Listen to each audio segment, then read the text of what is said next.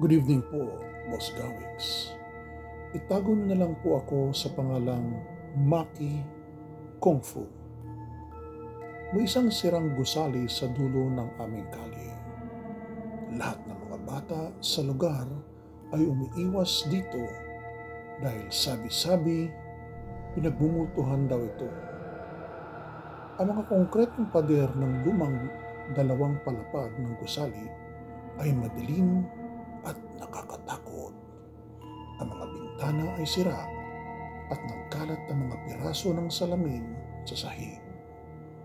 Isang gabi, bilang pagsubok sa aking katapangan, nagpasya akong tuklasin ang nakakatakot na lumang lugar kasama ang aking matalik na kaibigan na si Kenken. Pumasok kami sa pamamagitan ng isang bintana sa likod ng gusali. Napakadumi ng loob at medyo maputik ang sahig na gawa sa kahoy. Habang pinagmamasdan ng paligid, nagulat kami nang makita ang mga salitang "Ako'y patay" na nakasulat sa dingding malapit sa kisame. Siguro mga kabataan lang na nagtatakang takutin kami. Siguro nga, sagot ni Kenken, na tila kinakabahan. Nagpatuloy kami sa pag-explore ng mga silid sa unang palapag. Sa isang silid na mukhang dating kusina, natagpuan namin ang ibang pagsusulat sa dingding. Ako'y nasa isang silid sa itaas. Nanlamig ang pakiramdam ko. Ngunit tinuloy namin ang pag-akyat sa mga sirang hagdan patungo sa ikalawang palapag. Ako ang nangunguna at sumunod ang aking kaibigan. Hindi ako natatakot, ngunit tila siya ay nanginginig na. Pagdating namin sa itaas, lumikyo kami sa pakaliwa at naglakad ng maingat sa kipot na pasilyo. Sa dulo ng pasilyo ay may isang saradong pinto na may nakakatakot na sulat. Makikita mo ako sa silid na ito. Doon, nanginginig na sa takot ang aking kaibigan. Ako rin ay medyo natatakot, pero hindi ko ito pinakita. Sinabi niya na ayaw na niyang magpatuloy, ngunit pinilit ko siya. Sinasabing na walang dapat ipag-alala. Binuksan ko ang pinto ng dahan-dahan. Pumasok kami sa loob at natagpuan itong walang laman.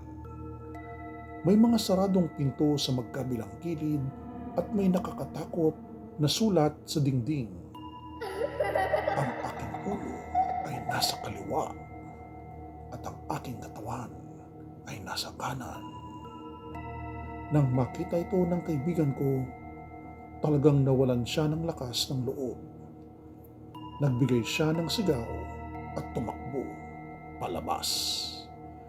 Nasunggaban ko ang kanyang braso, ngunit itinulak niya ako at tumakas sa bukas na pinto.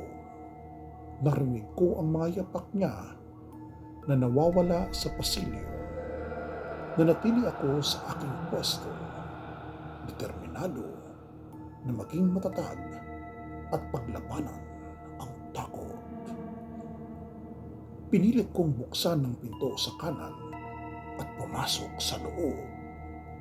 Pumunta ako sa kabilang dulo ng silid at sa dingding nakasulat sa maliliit na letra, ang aking katawan ay nasa ilalim. Tumingin ako sa sahig at nakita ko ang iba pang nagpagsusulatin ng kahoy. Lumingon ako pabalik at nakita ang mga salitang, ang aking ulo ay papalapit mula sa silid sa likod mo. Humarap ka. Nang marinig ko ang pinto sa likod ko na umaalog, agad akong lumingon. Biglang may bagay na umikot papasok sa silid at huminto sa dingding. Ito ang ulo ng aking kaibigan na si Kenken. Ang kanyang mata ay tila nakatingin sa akin, nagmamasid na parang nagsisigaw ng takot. Nang makita ko ito, ako'y sumigaw at tumalon mula sa bintana. Nahulog ako sa ikalawang palapag sa lupa. Tumakbo ako pauwi, umiiyak at sumisigaw sa aking mga magulang. Tinawag ang pulis at tinanap nila ang lumang gusali. Sa una, wala silang makita. Wala ni isang pagsusulat sa dingding. Sinuro nila ang gusali mula taas hanggang baba, ngunit walang bakas ng aking kaibigan.